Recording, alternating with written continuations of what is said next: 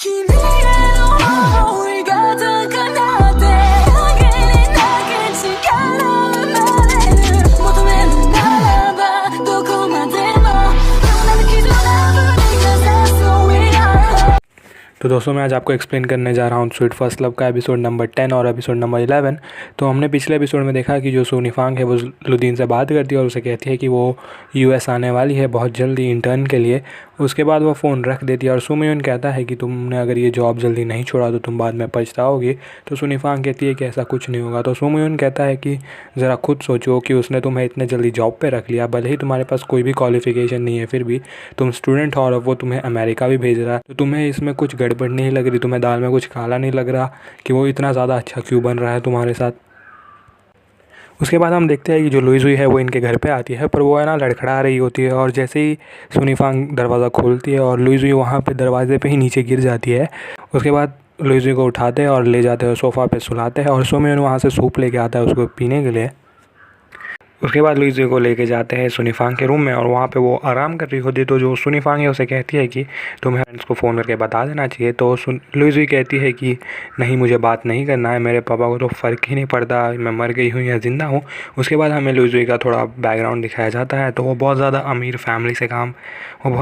Family से आती है। तो जो उसके पापा है वो उसे फोर्स करते हैं कि जो उसके घर पे गेस्ट आए होते हैं उनके साथ अच्छे से बिहेव करने के लिए। जो रिच फैमिलीज़ होती है उसमें ऐसा ही होता है कि जो शादी होती है वो भी फिक्स होती है, क्योंकि एक रिच फैमिली का लड़का दूसरे रिच फैमिली के लड़के से शादी करेगा तो जो इनका बिज़नेस है वो मर्ज किया जा सकता है और इनका अगर बिज़नेस मर्ज होगा तो इनकी कंपनी और बड़ी हो जाएगी।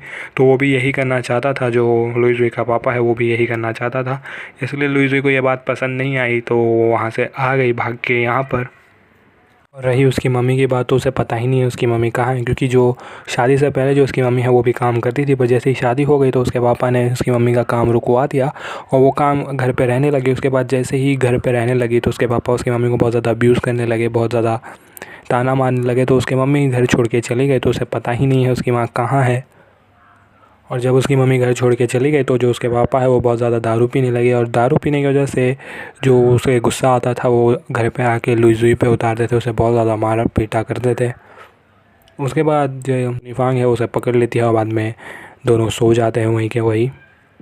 उसके बाद हम पहुंच जाते हैं अगले दिन कॉलेज में। तो कॉलेज में देखते हैं कि जो सुनीफांग है उसे मैसेज आता है कि जो गड़बड़ी हो गई थी कंपटीशन के वक्त में, पेपर इधर से उधर हो गए थे, उस वजह से जो उसका चांस है उसको नहीं मिला था, तो हम उसे फिर से मौका देंगे। तो जो ये मौका मिलेगा फिर से वो उसी कंपटीशन में मिलेगा, यानी कि जो सुनीफांग है उसे डिबेट में पार्ट लेना पड़ेगा। तो सुनीफांग मान जाती है और वो चली जाती है लुई जुई के साथ वापस पार्ट लेने के लिए इस कॉम्पिटिशन में। तो उन लोग प्लान करते हैं कि जो इस बार जो पार्टनर्स चुने जाएंगे वो चुने जाएंगे लकी ड्रॉ के थ्रू। तो इस सुनीफांग लकी ड्रॉ के थ्रू ये निकालते हैं नाम, तो नाम वाला जो बंदा होता है वो वहाँ होता ही नहीं है। तो ये भी एक्चुअली में उसी की प्लान होती है, जो वांग जिंग है उसकी प्लान होती है कि जिससे इसको फिर से कोई पार्टनर नहीं मिले और ये जो फिर से जब स्टेज पे आए तो इसकी बेइज्जती हो। तो जब डिबेट होना शुरू हो जाता है तो जब सुनीफांग का नंबर आ जाता है और उसका पार्टनर अभी भी कहीं नहीं होता तो सुमयून समझ जाता है, क्योंकि सुमयून एज अ जज वहाँ बैठा होता है, तो वो समझ जाता है कि ये किसने किया है। तो उठ के चला जाता है स्टेज पे और जितने भी लोग होते हैं वहाँ उनको कहता है कि ये बिल्कुल भी अनफेयर होगा 2 वर्सेस 1। तो एक काम करता हूँ, मैं सुनीफांग के साथ डिबेट कर लेता हूँ, यानी सुनीफांग के साथ टीम फॉर्म कर लेता हूँ। अगर तुम लोग को एतराज़ है तो तुम मुझे रोक सकते हो, पर अगर हमें फ़ेयर कंपटीशन चाहिए तो हमें दोनों टीम में 2-2 लोग को रखने होंगे। तो वो पूछता है कि जो भी मेरे साथ राज़ी है वो हाथ उठाए। तो जैसे हम देखते हैं कि जितने भी क्राउड में जितने भी लोग बैठे होते हैं सबके सब हाथ उठा देते हैं, यानी कि सब चाहते हैं कि जो सुमयून है वो सुनीफांग के साथ डिबेट करे। सबको पता ही है सुमयून कितना ज़्यादा स्मार्ट है, तो ऑफकोर्स सुमयून और सुनीफांग जीत जाते हैं ये कंपटीशन। तो कंपटीशन के बाद दोनों चले जाते हैं सुपरमार्केट में और जो सुनीफांग है उसे आइसक्रीम खाना होता है। एक स्पेशल टाइप की आइसक्रीम होती है जो सुनीफांग को बहुत ज़्यादा पसंद होती है। जो सुनीफांग है उसे चाहिए होता है डुरियन फ्लेवर्ड आइसक्रीम। पता नहीं ये कौन सा फ्लेवर है, मेरे को देखना पड़ेगा ऑनलाइन। तो डुरियन फ्लेवर आइसक्रीम उधर मार्केट में होता नहीं है, तो वो दोनों चले जाते हैं घर पे। तो जैसे ही घर पहुंचते उसके बाद जो सुमयून है वो चुपचाप निकल जाता है और वो जाके दूसरे सुपरमार्केट्स में ढूंढने लगता है वो डुरियन फ्लेवर्ड आइसक्रीम, क्योंकि उसे देना होता है सुनीफांग को उसकी फेवरेट आइसक्रीम। उसके बाद जो स्वानजिंग है वो मिलती है सुनीफांग को और वो सुनीफांग को इनवाइट करती है अपने बर्थडे पार्टी में। उसका बर्थडे होता है आज, तो वो इनवाइट करती है सुनीफांग आने के लिए और उसके साथ वहाँ पे लुइजी भी पहुँच जाती है। तो लुइजी को पता होता है, उसे भी पता होता है कि ये बहुत चालाक लड़की है, तो वो बोलती है सुनीफांग को कि अगर सुनीफांग जा रही है तो वो भी जाएगी। सुनीफांग और लुइजी दोनों जाने वाले होते हैं इसके बर्थडे पार्टी में। तो हम देखते हैं कि ये दोनों पहुंच जाते हैं बर्थडे पार्टी में। तो जैसे ही सुनीफांग जाके उसे बर्थडे विश करती है तो वो कहती है कि तुम चलो मेरे साथ, मुझे तुम्हें कुछ बताना है, और वो लेके चली जाती है सुनीफांग को। और तभी हम देखते हैं कि जो सुमयुन है उससे वो आइसक्रीम मिल जाता है, डुरियन फ्लेवर आइसक्रीम। तो वो बहुत देर से ये आइसक्रीम ढूंढ रहा था, उसे फाइनली मिल गया, पर घर पर सुनीफांग है ही नहीं और उसे पता ही नहीं है सुनीफांग गई है उसके बर्थडे में। तो जो जुआनजिंग है वो सुनीफांग को ले जाती है अपने रूम में और उसे एक ऑडियो रिकॉर्डिंग सुनाती है। उस ऑडियो रिकॉर्डिंग में ऐसा होता है कि जो सुनीफांग के पेरेंट्स होते हैं वो बोल रहे होते हैं किसी को कि जो उसके बेस्ट फ्रेंड्स हैं यानी कि सुमयुन के पेरेंट्स, उन्होंने जो इनकी प्रॉपर्टी है वो पूरी ले ली है और जो इनका पूरा बिज़नेस है वो ख़राब कर दिया है।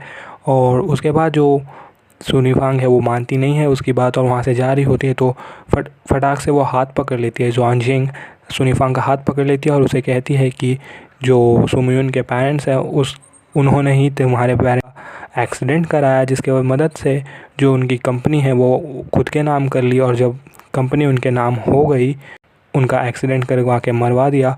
पर तुम बच गई यहाँ पर क्योंकि तुम ज़िंदा बच गई तो उन्हें तुम पे दया आ गया, इसलिए उन्होंने तुम्हें अडॉप्ट कर लिया। वो तुम्हें प्यार नहीं करते, वो उसके पेरेंट्स तुम्हें प्यार नहीं करते, तुम्हें से वो इसके लिए पाल रहे हैं क्योंकि उन्हें तुम पे दया आती है इसके लिए। तो ये सुन के ही उसको बहुत ज़्यादा शॉक लग जाता है और फिर उसे सब कुछ याद आने लगता है, जितना भी चीज़ हुई थी, जो एक्सीडेंट हुई, जो एक्सीडेंट के जितना भी दृश्य था वो सब उसके आंखों के सामने आने लगता है। सवाल ये आता है कि जो ये जुआनजिंग है उसे कैसे पता कि इसके पेरेंट्स के साथ हुआ क्या है, और सिर्फ इसे ही नहीं इसके जो भाई है उसे भी पता है कि इसके साथ क्या हुआ है और उसे सब कुछ पता है सुनीफांग के बारे में। तो ज़रूर यहाँ पे कुछ ना कुछ तो गड़बड़ है। तो बार बार टॉर्चर कर रही होती है सुनीफांग को, तभी वहाँ पहुँच जाता है सुमयुन और बाद में पकड़ लेता है सुनीफांग को और लेके जाता है वहाँ से। और फिर हम जैसे ही घर पहुँचते तो जो सुनीफांग है वो पूछती है सुमयुन से कि ये सब सच है क्या, क्या उसे पता है कि हुआ क्या था। तो सुमयुन कहता है मुझे ये तो नहीं पता कि हुआ क्या था, पर वो सब कुछ बता देता है। उस दिन का जो एक्सीडेंट हुआ था, उसके बाद जो उसके पेरेंट्स ने अडॉप्ट किया, वो सब उसे बता देता है। पर जो सुनीफांग है उसे कुछ विश्वास नहीं हो रहा होता, उसे लग रहा होता है कि जो जुआनजिंग है उसने सच बोला है। तो वो गुस्से में सुमयुन को वहाँ धकेल देती है और घर छोड़ के चली जाती है। तो घर से बाहर आने के बाद वो रोड पे बैठ के ड्रिंक कर रही होती है, यानी कि दारू पी रही होती है बैठकर, और उसे बिल्कुल भी होश नहीं होता। तो जब वहाँ से जो दो गुंडे गुजर रहे होते हैं वो डिसाइड करते हैं कि उसे लेके चले जाए, यानी कि उसे अगवा करके चले जाए।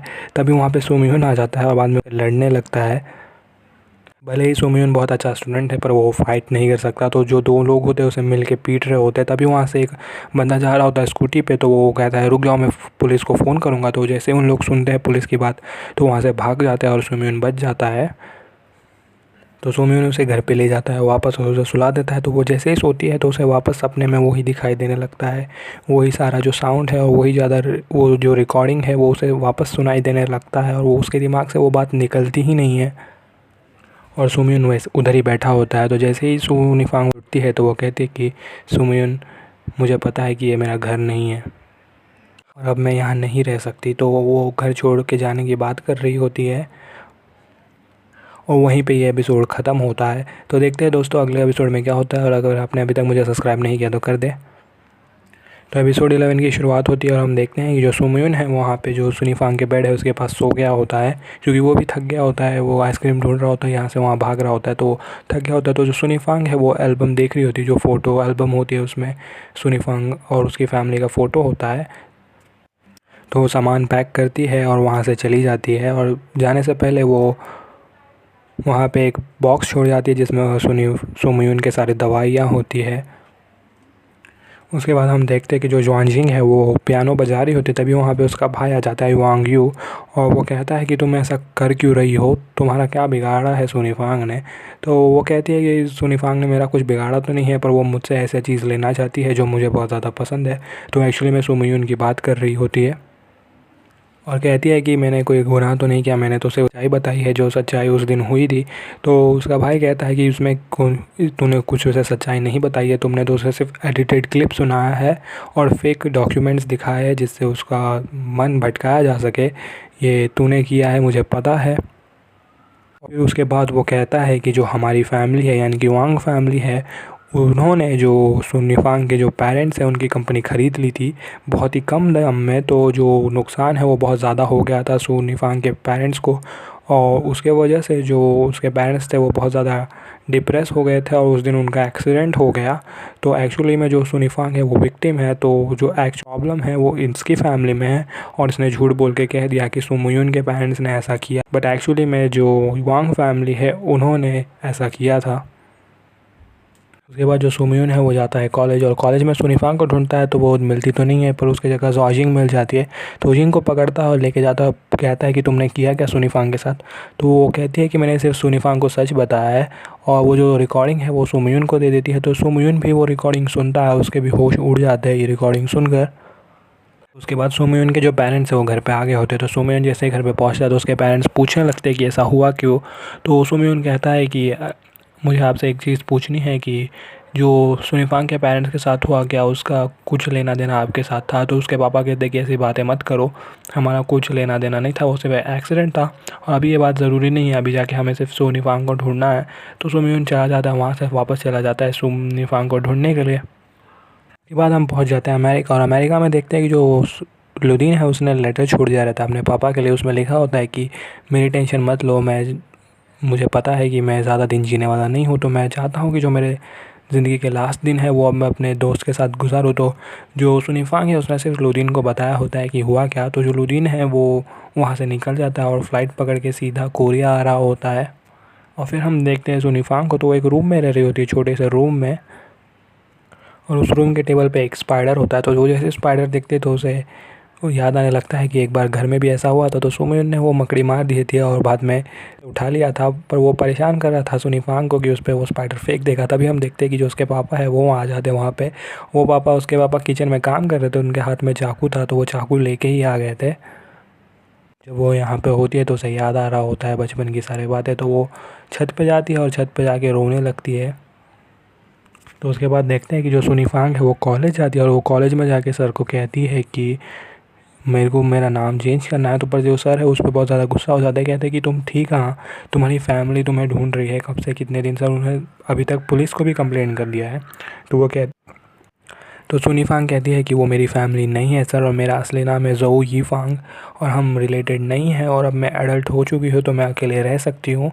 तो सर मान जाते हैं और जो उसका नाम है वो सुनिफांग से चेंज करके ज़ोऊ निफांग कर दिया जाता है कॉलेज में, पर मैं उसे फिर भी सुनिफांग ही बुलाऊँगा, तो आप लोग समझ लेना। उसके बाद सुनिफांग जाती है और मिलती है लुई जुई से एक कैफ़े में, और कैफ़े में बैठ के उसे वो सब कुछ बताती है जो हुआ, और वो जो वॉइस रिकॉर्डिंग थी उसके बारे में भी बताती है। तो जो लुई जुई कहती है कि तुम्हें उसकी बातों पे विश्वास नहीं करना चाहिए, तुम्हें उन पे विश्वास करना चाहिए जिन्होंने तुम्हें पाल पोस के इतना बड़ा किया है, ना कि उस लड़की के जो तुम्हें कंपटीशन मानती है, जो तुम्हें हटाना चाहती है अपने रास्ते से। तो सुनिफांग कहती है कि हाँ मुझे भी लग रहा है कि मैं इसके बातों पे विश्वास नहीं कर सकती, पर मैं चाहती हूँ कि जो सच है वो मैं खुद से निकालूँ, इसके लिए मैं वापस घर पे तो नहीं जाऊँगी। तो जब वो कैफ़े से जा रहे होते तभी वहाँ पे शिन्या और उसकी जो गर्लफ्रेंड है वो वहाँ पे कैफ़े के बाहर होते हैं। तो जैसे ही शिन्या देखता है सुनिफांग को तो भागा हुआ आता है और कहता है कि तुम कहाँ थी इतने दिनों से, जो सुमयून है कितना ज़्यादा चिंता में है, वो कब से तुम्हें ढूंढ रहा है। सुनिफांग वहाँ से जैसे ही चली जाती है तो शिन्या वो फटाक से फ़ोन लगाता है इसे सुमयून को, और सुमयून भागता हुआ आता है। तभी हम देखते हैं कि जो लुई है चली जाती है वहाँ से, और जैसे सुनिफांग जा रही होती है तो वहाँ पे जो लुदीन है वो आ गया होता है।